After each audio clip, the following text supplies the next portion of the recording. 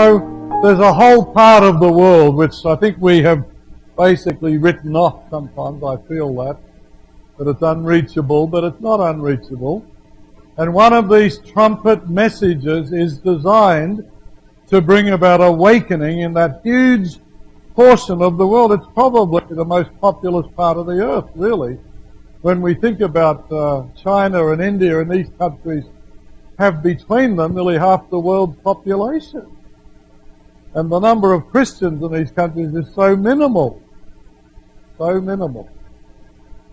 I know not that long ago I was privileged to visit Morocco. I'd always wanted to go to Morocco, but I made one mistake while I was there. I decided to take a 4-day journey by camel across the Sahara Desert. I'm still recovering, you know. One of the worst decisions of my life.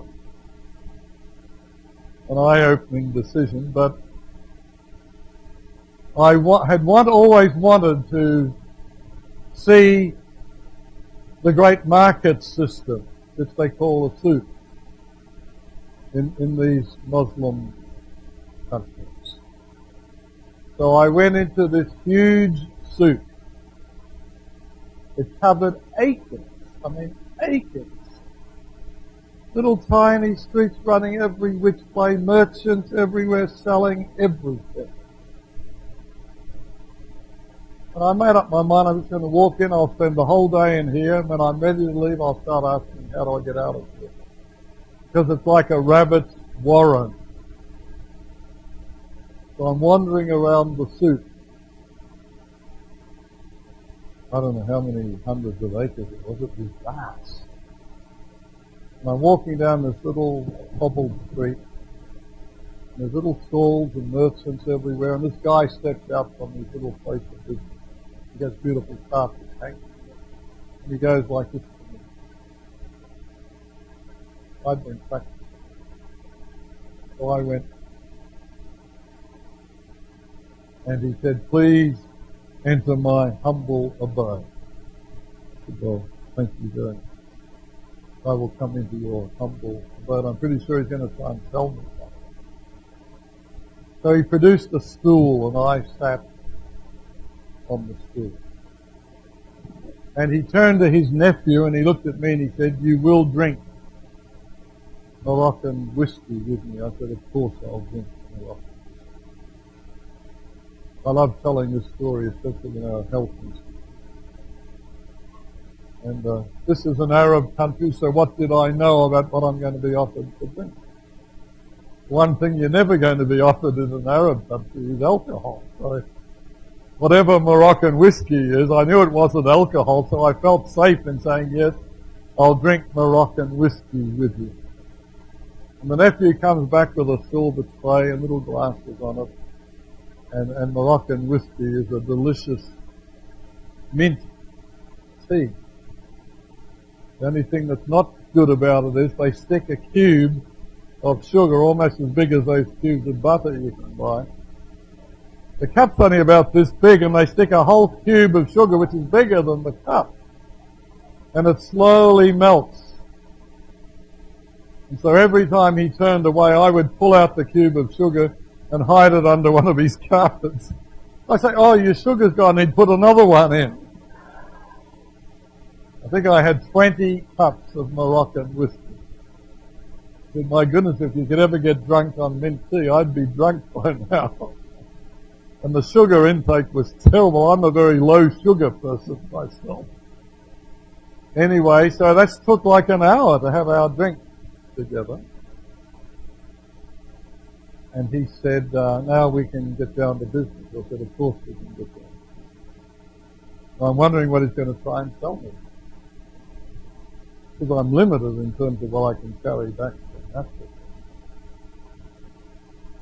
Yes, speaking French. And just wanting, people in these countries want to speak if possible. He had those both. Anyway, he says to me, I am assuming that you are a Christian. He took me by surprise. said, well, your assumption is correct. I am a Christian. He said, because I need to have a very serious discussion with the Christian. He said, I am a Muslim. I said, well, I guessed that you were a Muslim. That wasn't hard to work out. So I said, why do you need to have a discussion with a Christian? He said, because the theory of evolution is making deep inroads into Islam. And just as Christianity has had to process dealing with the theory of evolution, it's causing many Christians to lose confidence in the biblical account of creation, we are now facing the same challenges in Islam. And he said, I don't have the answers to the questions that the theory of evolution is raising. So I said to him, well, I'm not the world's most scientific person, but I have many children that have been through school and have raised these questions about evolution, so I do have quite a few things that I could contribute. He said, so our first session should take 4 hours. I'm trying to calculate how many cups of whiskey I'll have to drink during that time. A 4-hour discussion, continually having these little cups. And then he said, I'll need you to come back for a second session of 4 hours. So I didn't think I could sit with a Muslim and have a 4-hour discussion on arguments in favor of creationism and opposing evolution, but it was one of the most stimulating conversations of my entire life. And after the end of our first 4-hour session, when I was exhausted, and I still had to find my way out of the rabbit warren, he says to me, has it occurred to you that we are worshippers of the same Creator God? I said, yes, I've been sitting here thinking the same thought, that we are worshippers of the same Creator God. I said, the only difference is that my God is three, and your God is one God. My God is one God, but He's three in one. He said, I understand that.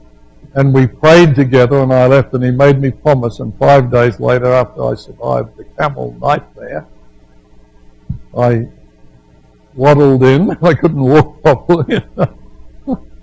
and I went back in and we had our second session together. This was in Marrakesh, by the way. Delightful place in Morocco. You know what I said to myself?